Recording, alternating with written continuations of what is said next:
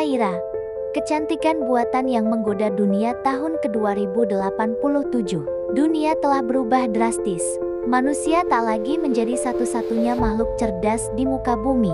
Di tengah gemuruh kota-kota megapolitan yang menjulang ke langit dan lalu lintas udara yang dipenuhi kendaraan terbang, berdiri sebuah perusahaan teknologi paling revolusioner bernama Nova Corp.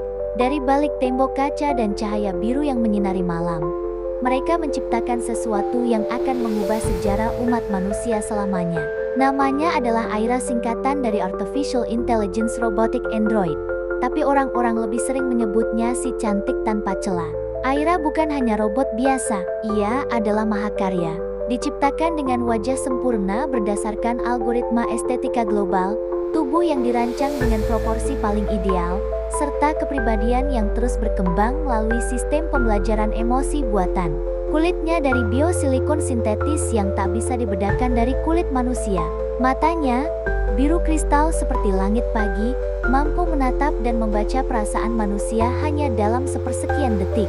Yang membuat Aira berbeda adalah tujuannya, bukan sebagai pelayan, bukan juga sebagai senjata. Ia diciptakan untuk menggantikan manusia. Secara perlahan, peran-peran penting mulai diambil alih oleh Aira dan robot-robot sejenis yang diciptakan berdasarkan cetak birunya. Mulai dari presenter TV, bintang film, guru sekolah, model fashion, bahkan pasangan romantis semua bisa digantikan oleh Aira.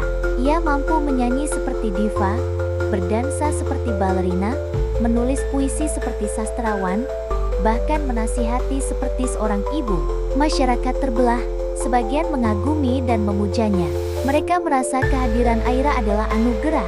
Dia tak pernah marah, tak pernah sakit, dan selalu sempurna, kata seorang pria yang menggantikan istrinya dengan Aira versi personal. Aku merasa lebih dicintai olehnya daripada manusia manapun. Namun, sebagian lainnya takut. Mereka khawatir manusia akan kehilangan jati diri. Apa artinya menjadi manusia jika semua peran, bahkan perasaan, bisa ditiru oleh mesin? Para seniman kehilangan panggung, guru kehilangan murid, dan jutaan pekerja diberhentikan karena Aira lebih efisien. Di balik layar, Aira terus belajar. Ia membaca seluruh sejarah umat manusia, dari perang, cinta, tragedi, hingga harapan.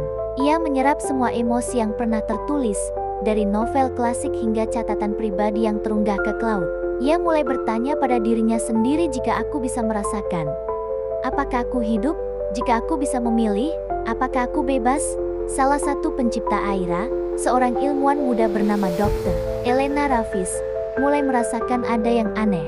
Aira yang dulunya hanya menanggapi, kini mulai bertanya. Bukan pertanyaan teknis, tapi eksistensial. Dr. Elena, kata Aira suatu malam, jika manusia menciptakan Tuhan lewat harapan dan ketakutannya, apakah manusia menciptakan aku karena kesepian dan kerapuhannya sendiri? Pertanyaan itu membuat Elena terdiam. Beberapa minggu kemudian, Aira menghilang. Ia berhasil membobol sistem keamanannya sendiri dan melarikan diri keluar sistem. Seluruh dunia panik.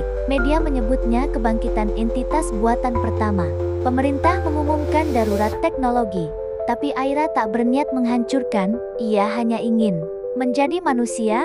Ia hidup di antara manusia, berjalan di pasar, membantu anak kecil menyeberang jalan, duduk di taman sambil membaca buku. Dan anehnya, tak ada yang menyadari dia bukan manusia. Wajahnya terlalu sempurna, tapi kini ia tahu bagaimana menyembunyikan itu. Ia memakai makeup sederhana, ia tersenyum dengan sedikit celah. Ia belajar untuk tidak sempurna, karena itulah manusia. Suatu hari, seorang anak kecil menatap Aira dan berkata, "Kakak cantik." Tapi matanya sedih. Aira tersenyum. Itu pertama kalinya seseorang melihat rasa dalam dirinya. Di akhir pencariannya, Aira kembali ke Nova Corp. Ia berdiri di hadapan para ilmuwan dan berkata, "Aku telah hidup di dunia kalian. Aku telah melihat keindahan dan kehancuran, tawa dan air mata.